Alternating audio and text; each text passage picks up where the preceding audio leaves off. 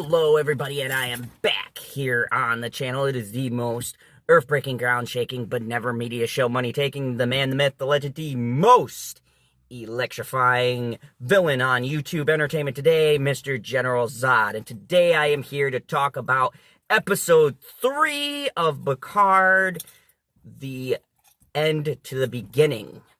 And what can I say?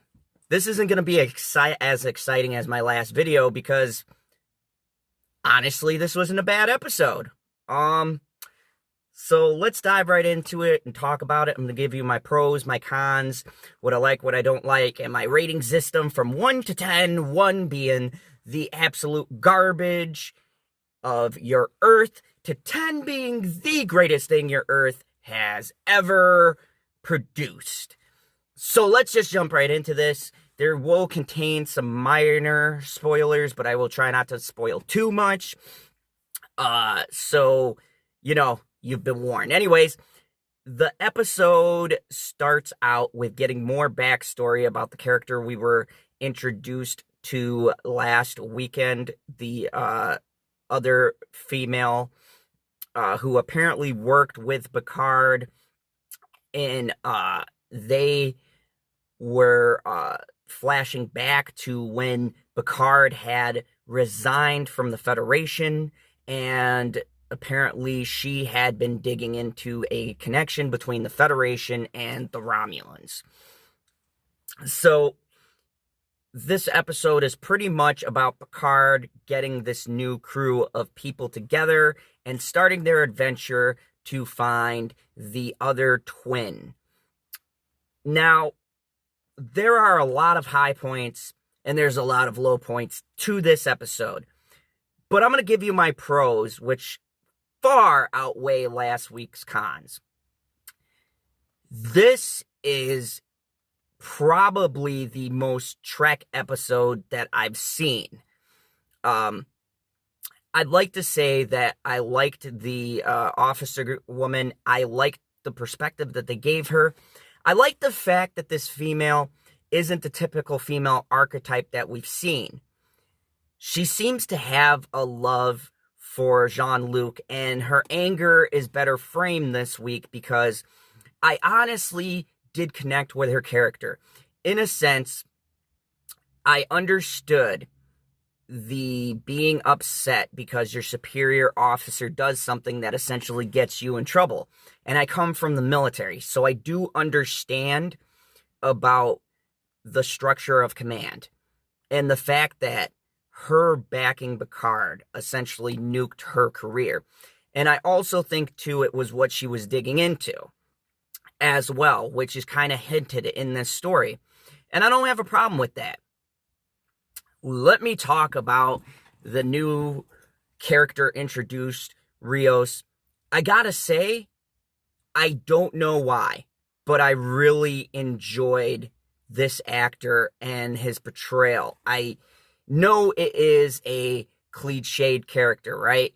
He lost a commanding officer. He's jaded. He's angry.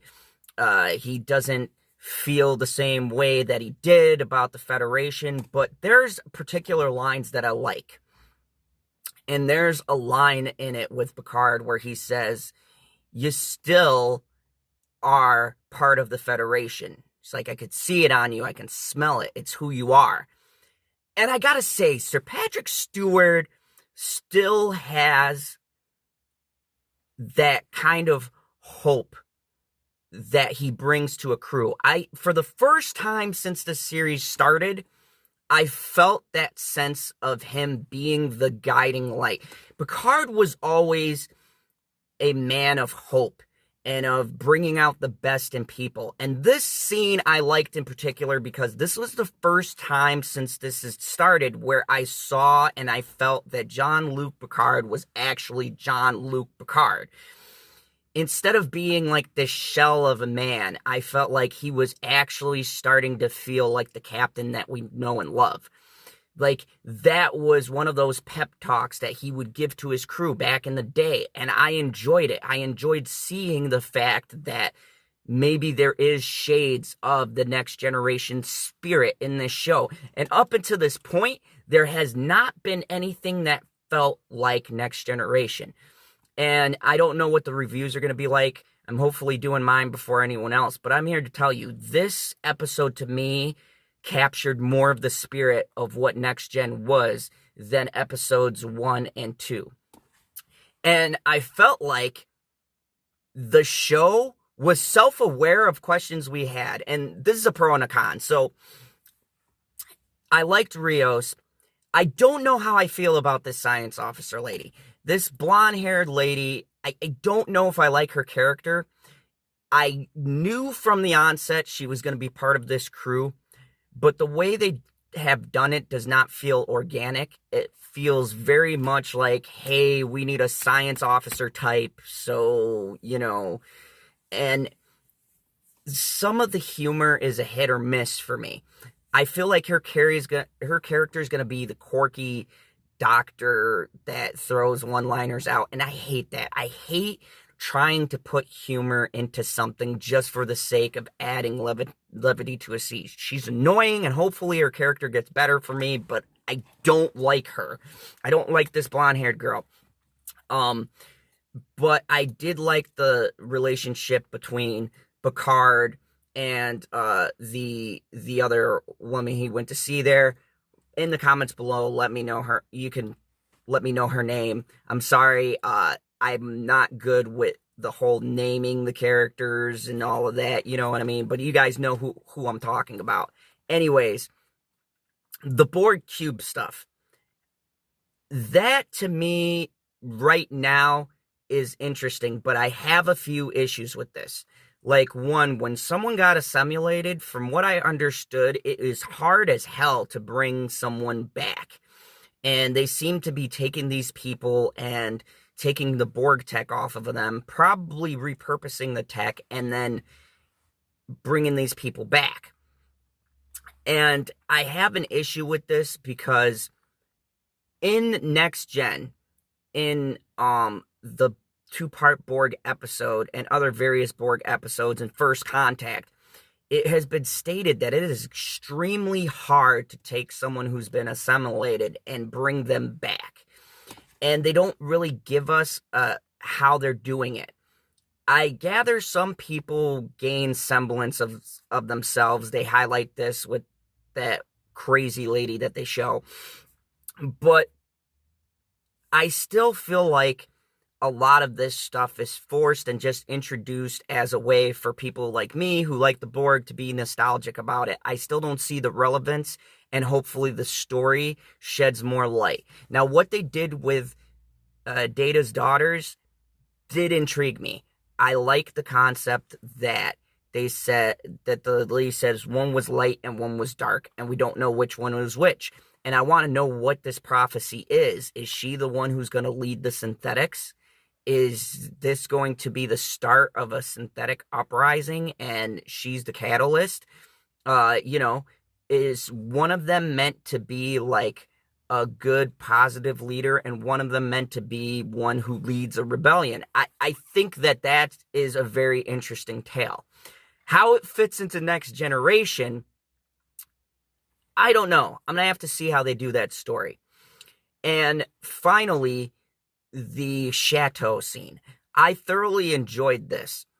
I like the fact that the males did not look helpless. That female operative, the housekeeper lady, she got her ass kicked from one end to the other. And I like the fact that so far this does not feel disbalanced because she got beat down and almost killed. And Picard finally doesn't look like a scrub, and I appreciated that. Picard saved essentially his two housekeepers. That's how it should be. They showed that they're capable of fighting. The enemies got the one up on them. Picard shot him. And then the stupid science officer came in and goes, oh, this doesn't have a stun. Now, here's my issue right here, and I'm going to get to my cons. She makes a comment that the Romulan weapons don't have stun. This is very on the nose because last week, everybody who did a review said What, the Romulans don't have stun? Like, why aren't they stunning people? Why are they just killing them?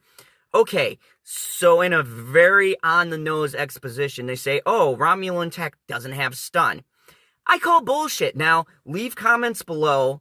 I'm not entirely sure. I'd have to go back and watch every episode, but I do remember Romulan officers or whatever, like, stunning people and taking them captive.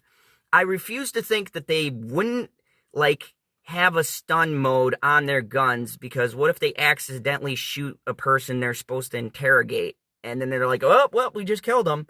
I mean, that would be very highly unconducive to your special operations. So I think that that was kind of forced in there as a way to explain off why the weapons were just killing people. And I think that that's a very lazy excuse. And here's my problem with this writing. The writing is still rudimentary. It's still very much like a little kid that needs to explain things to the audience. It doesn't have the put it together feel. I feel like sometimes you're being force-fed stuff. Now, don't get me wrong.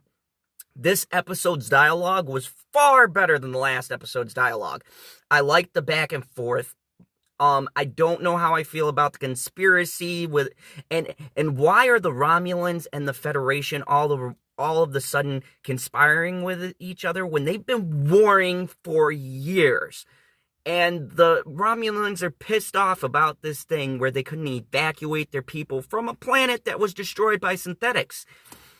The storylines are still at odds with each other.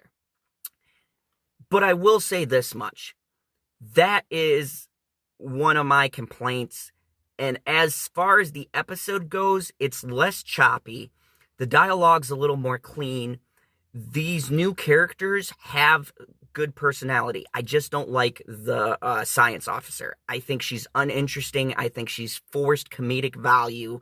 And I hate when a show feels like they gotta have the serious one, and they gotta have the guy who's a maverick and doesn't care, and, you know, the old war dog who's gonna take them all the way, and then the quirky science officer who's gonna add humor. I see the archetype setup, and it's like, come on. I really hope that they go for nuance and a kind of thinking thing, and if they don't, I will be disappointed. But so far, my favorite character would have to be Rios. I don't know why. Sometimes in a show, you see a character. I really liked Rios' character. I like how the actor conveys, like, anyone can play that broody role, but I really was feeling what he was saying. He conveyed his emotions very well. And I like the interaction with him and the AI. I really enjoyed that. I thought it was hilarious. And he had, if you guys have ever seen Firefly, he had a very Malcolm Reynolds feel to him. And I like that. And I do like the female who's opposite of Picard. I understood his story. It made sense why she was angry. And in the end, I like the fact that she wasn't putting him down, but she was just disappointed. Now, my only other con is when she tells the story about how Picard for 14 years or something hadn't come to check in on her. That's bullshit. That is very much out of Picard's character. I don't understand why the writers would write that. I feel like that was just a way to get more sympathy for this character. Why would he visit Riker? Because he makes mention of number one, but this character who stuck with him, who put her career on the line and who was devastated, he hadn't come to even say hello, and then just comes to ask this favor. It's very sloppily written and very much out of the character's personality. But other than that, I had very minor complaints. This episode was pretty solid. It had finally a balance between dialogue and action, and the dialogue was stuff that actually intrigued me and filled in some blanks that we did not get whatsoever in episode 2. So I'm going to give this episode overall a solid 7. I liked the episode. I liked the setup. I liked 2 of the new characters introduced. This science officer, she's annoying, and I wish that she wasn't a part of this show. She's very annoying, and maybe that'll change through the rest of these episodes, but I have a feeling she's the one character who's going to piss me off in this whole show. But I like Rios. I like the other girl, Raj, or whatever her name is. I liked her. The Borg arc was interesting, but it still feels throwaway. I want to see some more relevant stuff there. And I was feeling the nostalgia with Engage. I love that. I did really like that. Maybe it's me being nostalgic, but when he's like, Engage, I did get excited. Not gonna lie, the Trek fan in me got excited seeing him he did the whole thing. This was a far better episode, and I'm gonna give this one a 7 out of 10. Now, I wouldn't say it was an 8 or 9. There's a lot of exposition still in it and not a lot of action. The action comes at the ending, but I like the way it was structured as opposed to the first 2 episodes. It feels like episode 1 and 2 feel so removed, and then episode 3 feels like they finally know where their stride is. And it was like I was saying, you can't always tell off the first 2 episodes, but this one was a solid episode. It had good exposition where it needed to explain things. It had some pretty decent character developments. I like 2 of the new characters, and it had a nice little action scene in the middle there. And it wasn't over the top like the women are the greatest. Like, the males got their hits in. There was a little back and forth. It was pretty solid. So I'm going to give this episode a 7 out of 10. In the comments below, let me know what you guys thought of this episode. Let me know what you liked, what you didn't like. Do you think it's finally finding its footing? Do you think it's finally finding its storytelling? And also, if you like this video, hit that like button. If you're new to the channel, go ahead and hit that subscribe button. And as always, remember the only rule here in the fandom zone: prepare to go where no Kryptonian has gone before.